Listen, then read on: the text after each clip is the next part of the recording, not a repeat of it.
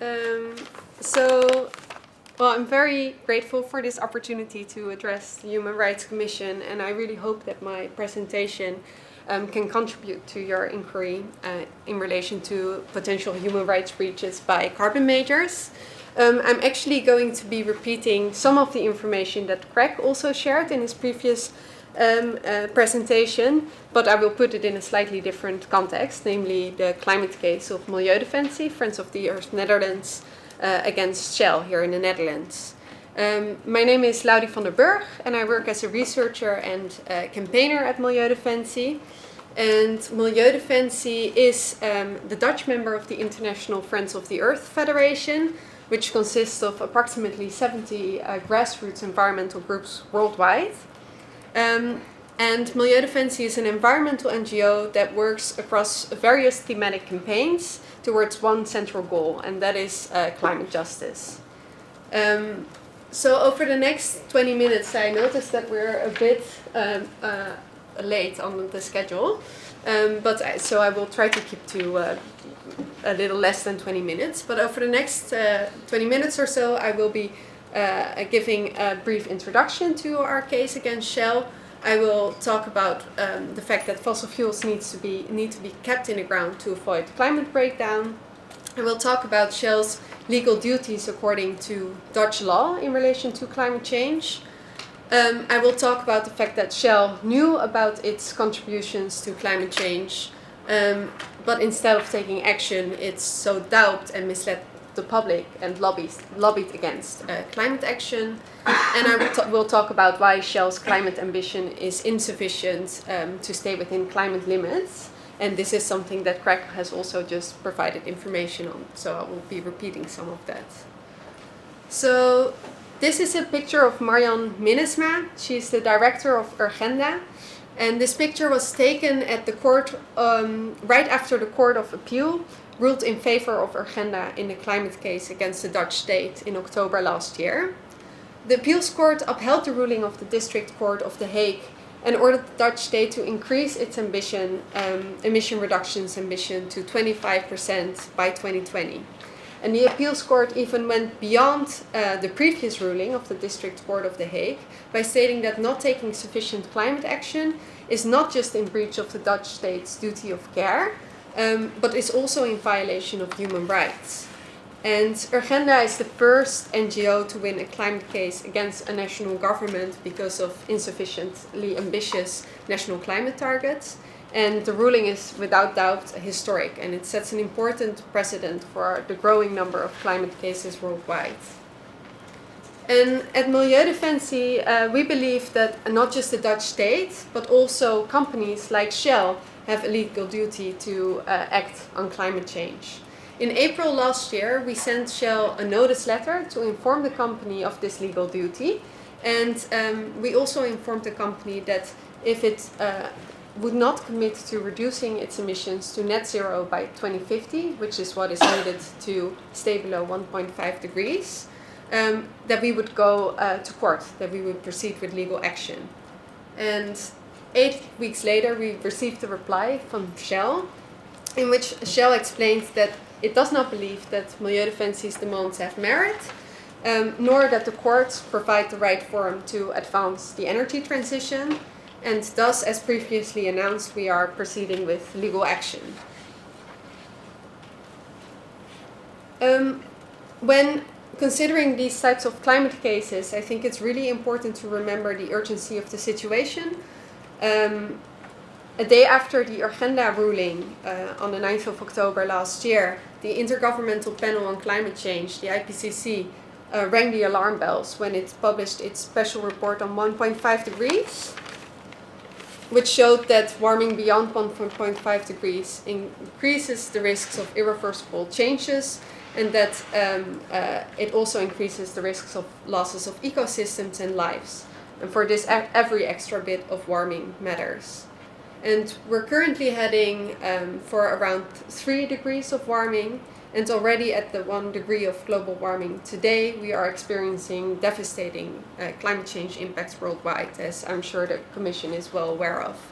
The past 4 years were the hottest on record, and the 20 warmest years have all occurred in the past 22 years.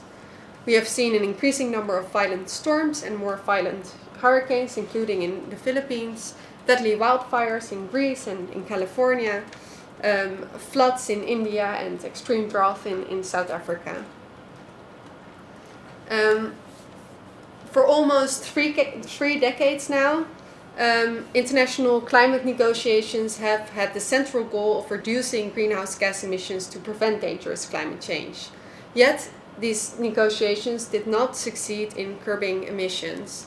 And in 2018, we actually reached an all-time high of greenhouse gas emissions. So, one of the reasons for this, according to Milieudefensie, is because the world has so far not managed to sufficiently address the root cause of climate change, and that is the production and use of fossil fuels. These are the source of about 70% of global greenhouse gases, and yet go unmentioned in the Paris Climate Agreement. While it is clear that to meet climate goals, we need to rapidly wind down the production and use of fossil fuels, in 2018, investments in oil and gas projects have yet again increased compared to 2016 and 2017 levels. And energy-related CO2 emissions are still rising, as this graph from the International Energy Agency shows. While the fossil fuel industry knows that its products are the main source of greenhouse gas emissions, it continues to promote the production and use of fossil fuels and continues to invest billions of dollars into new fossil fuel projects every year. Once these investments have been made, as Craig has also explained, they lock in the production and use of fossil fuels for decades to come. As such, fossil fuel companies like Shell exert a significant influence on the pace of the energy transition and, rather than, as they like to claim, merely meeting the demand of consumers, they actually also create demand with their supply. Their investments combined with their lobbying power makes that fossil fuel companies to a significant extent determine which energy services are available to consumers and thus also determine the choices that are available to consumers when it comes to what types of energy sources they use. So, acknowledging this, in the past, Shell also held that it had a major role to play in the energy transition. In 1997, Shell launched an international renewables division with the explicit objective of contributing to making renewable energy viable, to ensure that the increase in energy use does not lead to a rapid rise in emissions. Yet, as the climate change science became more daunting, instead of increasing its efforts, Shell in 2009 pulled its investments from all forms of renewable energy apart from biofuels.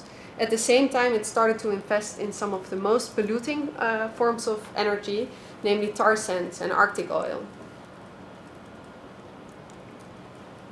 Today, instead of taking a leading role, Shell says that it plans to move with society.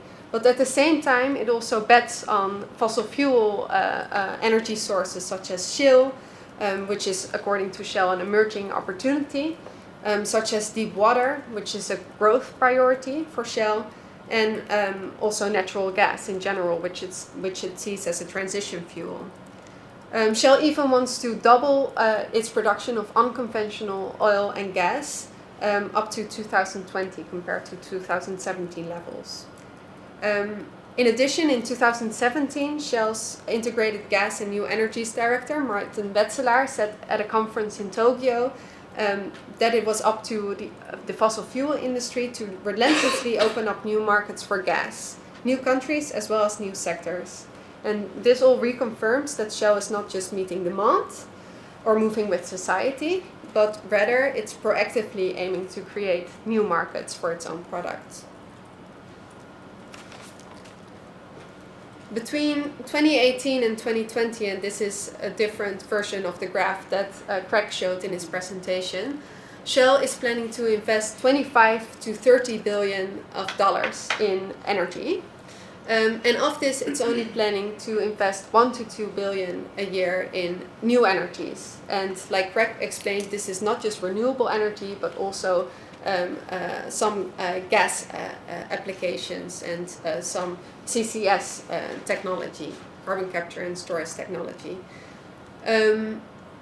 So Shell is planning to, over the coming few years, spend about 15 to 20 times as much on fossil fuels than on renewable energy.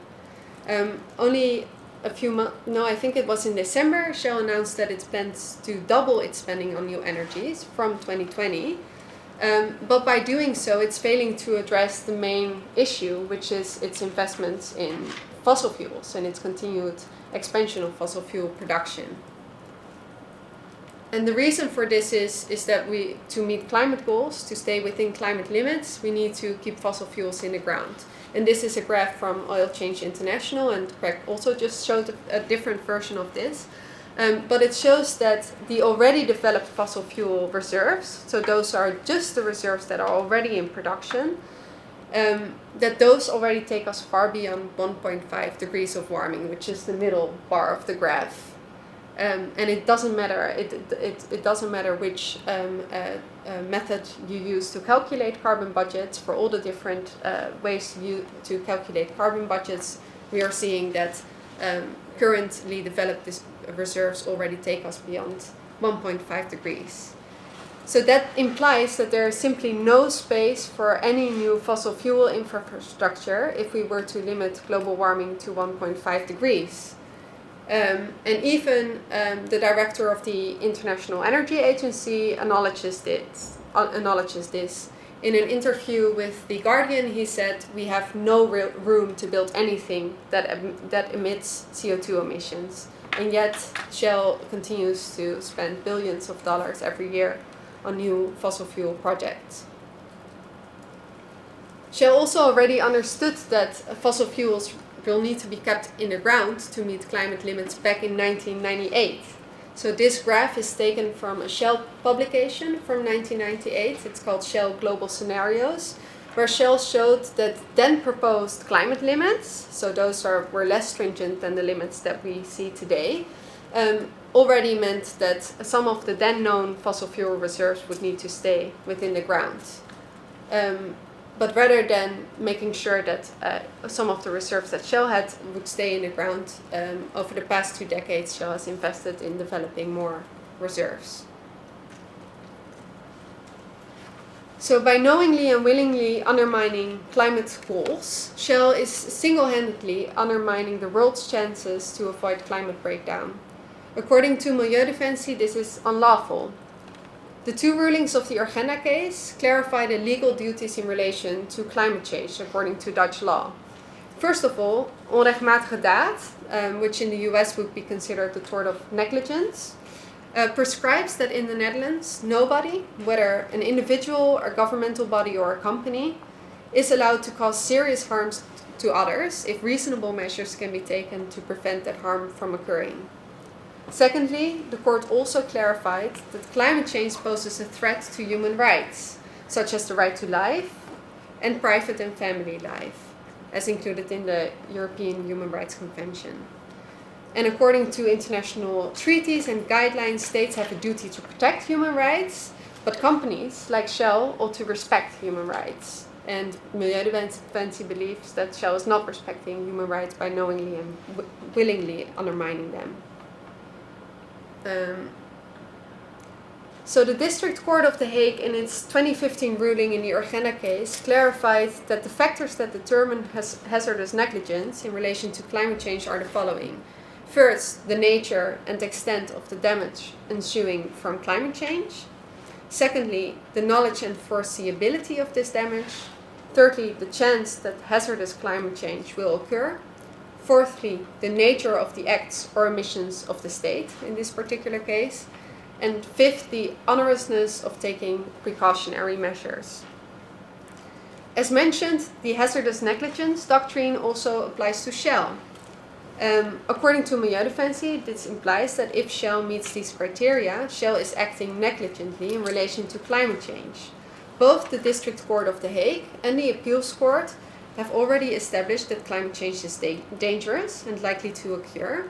So when it comes to the other 3 criteria, so first, the knowledge and foreseeability of the damage, secondly, the nature and acts and emissions of Shell, and 3, the onerousness of taking precautionary measures, Milieudefensie has gathered ample evidence that confirms that Shell has known about climate change and its own significant contributions to it for decades, that instead of taking climate action, Shell is knowingly undermining the world chances to avoid dangerous climate change. And in addition, Milieudefensie believes that the danger is so significant, the climate change danger, that measures that need to be taken are not too onerous, and that it is not just in the world's interest that Shell commits to 1.5 degrees, but also in the interest of Shell and its shareholders. So I will now very briefly present some of the evidence that we've assembled for this, but our court documents will of course provide much more information and additional evidence. So when it comes to Shell knowing about its own contributions to climate change, there's a report that was published in 1962 by the head of geology of Shell, so over 50 years ago, that states that there is evidence that the greatly increasing use of fossil fuels is seriously contaminating the Earth's atmosphere with CO2, and it is possible that this is already producing climatic change.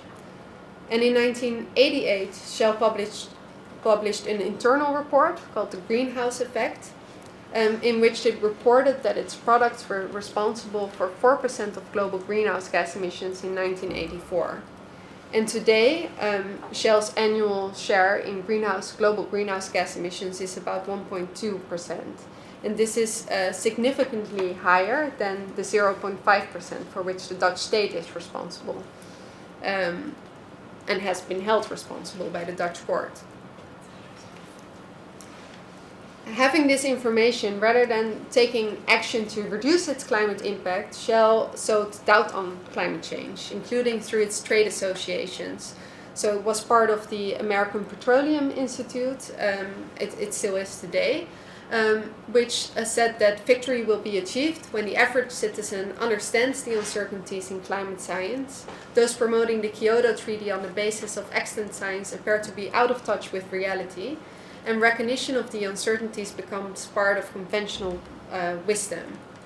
In 1995, Shell also wrote in a report that the conclusions about the causes of climate change are premature and incomplete, even though a few years before that, in 1988, it wrote that scientists have reached consensus that fossil fuels are the main cause of climate change. And in addition to sowing doubt on climate change and its causes, it's also misled the public on possible solutions to climate change. So in an advert in 2007, it promoted tar sands as a sustainable energy source. And in its sky scenario, it is relying heavily on negative emission technologies, as Greg also explained, to save the day in the future. And next to that, Shell also lobbied to undermine climate policies. And next to undermining renewable energy goals at the European level and energy efficiency targets at the European level, there are many other examples of how they have lobbied to undermine climate targets, which we include in our complaint. So Shell says that it fully supports the Paris Accord and that it will do its part to support its implementation. And sometimes when you're reading the news, it might look like Shell is actually serious about taking action on climate change. But when you take a closer look at Shell's climate ambition and Shell's climate announcements, you will see that Shell is actually not guaranteeing any emission reductions. So in 2017, in December, Shell announced its climate ambition, which reads as following. Shell aims to cut the net carbon footprint of its energy products, expressed in grams of CO2 per megajoule consumed, by around half by 2050. As an interim step, by 2035, we aim to reduce it by around 20%. And in December last year, Shell announced that it will also set interim targets that will have to contribute to meeting these goals. And that Shell will link this to executive remuneration. But when you take a closer look at what this actually means, you will see that this carefully worded ambition does not guarantee any emission reductions, because it concerns the carbon footprint of Shell's products, and it concerns the relative emissions of every energy unit that Shell produces, rather than the total amount of emissions that Shell's products generate. So if Shell were to double the amount of energy that it produces and produce 50% of its energy using renewables, then it would achieve that it would manage to halve the carbon footprint of its energy products by 2050, but it would not achieve an absolute emission reduction by that same year. So Shell could even increase its climate impact and still meet its climate ambition of halving the carbon footprint of its energy products.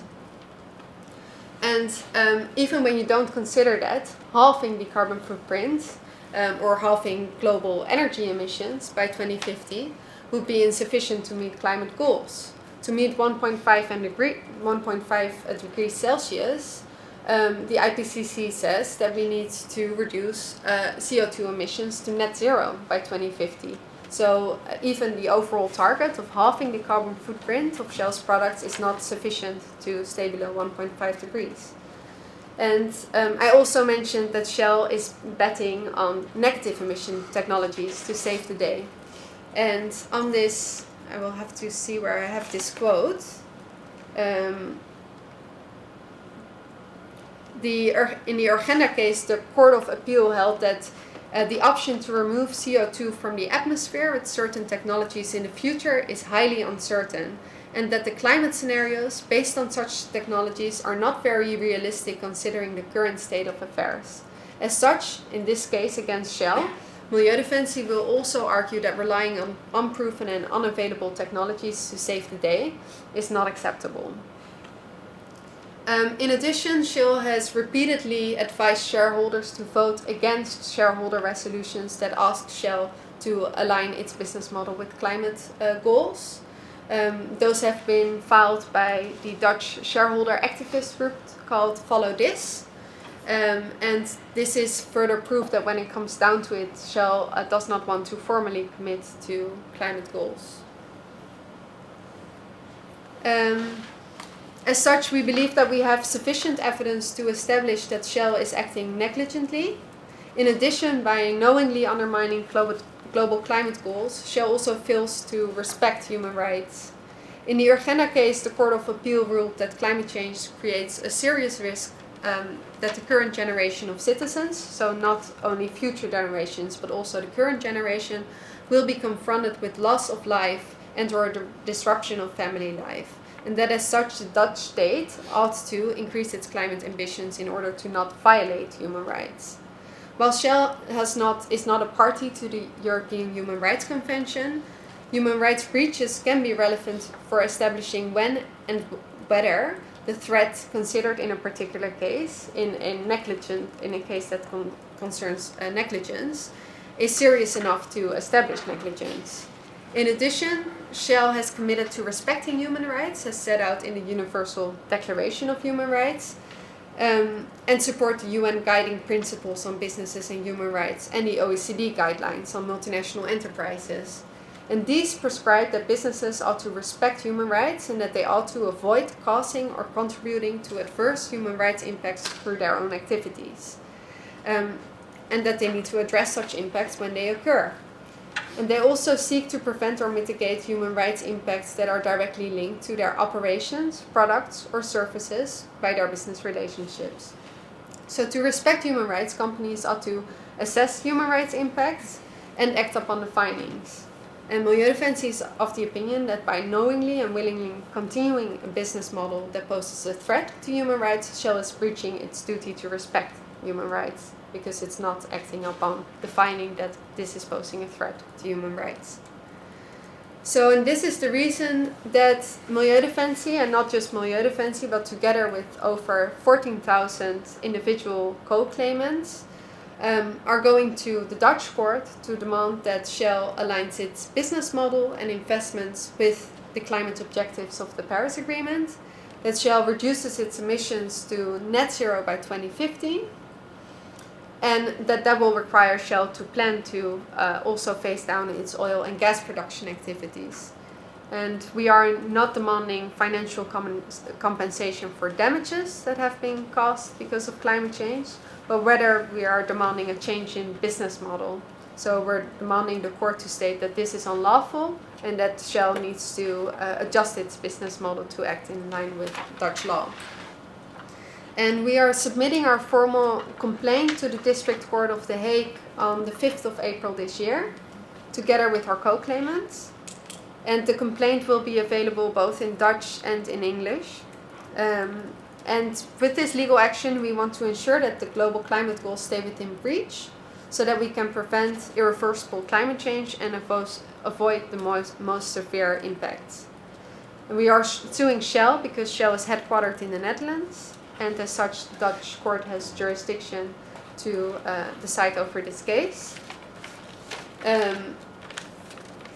Yet by bringing this case against Shell in the Netherlands, we also hope that we can raise the pressure on other oil and companies by showing that companies can be challenged for undermining global climate goals and thereby acting unlawfully. So thank you for your attention, and I'm happy to answer any questions if you have any. And happy to share the resources that I used, and of course also the complaint when we have it ready in English.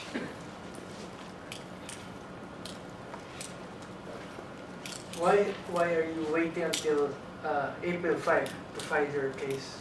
So we have sent out our draft complaint for review before the Christmas holiday, and we also need a couple of weeks to translate it into English, I believe 8 weeks or so. So we now have between now and mid-February to finalize our complaint, and then it will be sent off to translation, and then it will be ready for the 5th of April. So we're trying to move as fast as we can, but we also want to make sure that our complaint is as strong as it can be.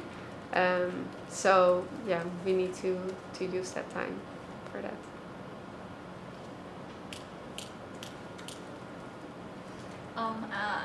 To continue the question of Commissioner Geddes, what legal argumentation or basis he used in that complaint?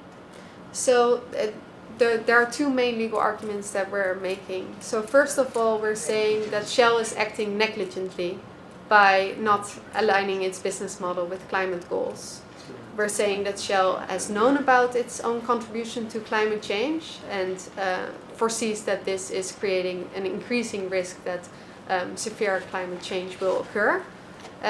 We're showing that Shell can take action to reduce its climate impacts, and that this is not too much to ask from Shell. So these are some of the criteria that need to be met to establish a negligent act in the Netherlands, and we're saying that these are met in this particular case, and that thus Shell is acting negligently. And next to that, we're also saying that Shell is failing to respect human rights because its own business model is posing a threat to human rights, to the enjoyment of human rights. And by not assessing its own impacts on human rights because of its own contribution to climate change, and by not acting upon those findings, we're saying that Shell fails to respect human rights. And what is the composition of these 14,000 co-plaintiffs, individual co-plaintiffs? So since we announced that we consider to go to court, that was in April last year, we have asked people to join the case as co-claimants. And these are Dutch citizens that have signed up to join the case through a website, and their names will also be on the complaint. Yeah. And what specifically are you asking the court to order Shell? Yeah, so we're asking for a declaratory order and for injunctive relief. So we're asking the court to state that the current business model and Shell's current actions are unlawful, and we're also asking Shell to take action to prevent.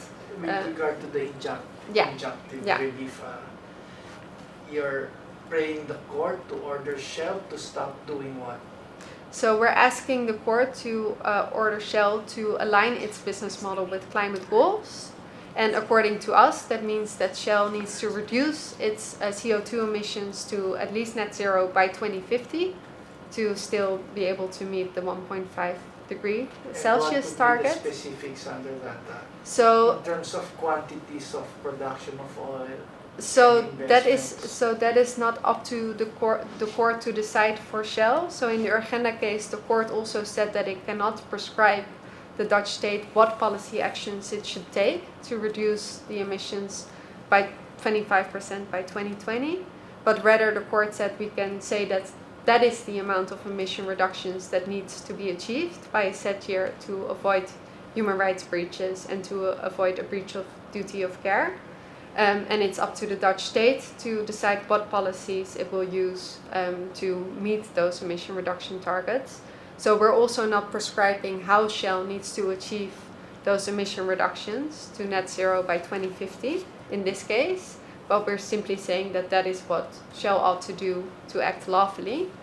And it's up to Shell to decide how it meets those targets. But what we are saying is that it cannot overly rely on negative emission technologies for meeting those emission reductions. In the absence of actual quantities that you can bring to court, are you more after a symbolic victory before the court? Because if you leave it to Shell to make the determination, I mean, at the end of the day.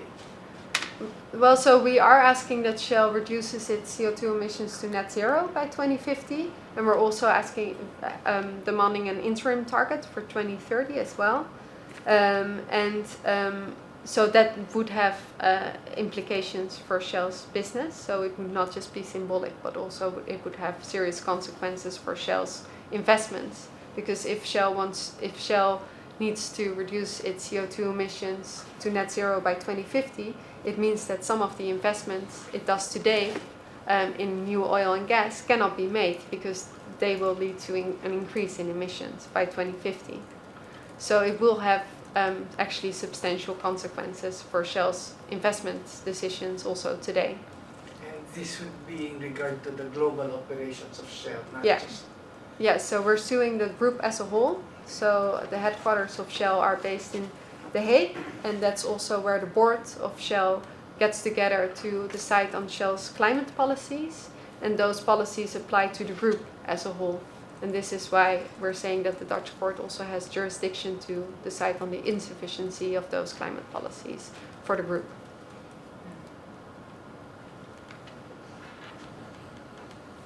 That answers my questions earlier on. Okay. Laurie, are you also referring to the UN guiding principles on human rights and business and any proclamations that Shell has made on that, or yes. Have they been greenwashing on that, or are you linking to that? So we have a chapter on human rights in the draft complaint, and there we're also referring to the UN guiding principles and the OECD guidelines. And there we're also referring to what Shell says about its own commitment to those guidelines and to those principles. Yeah.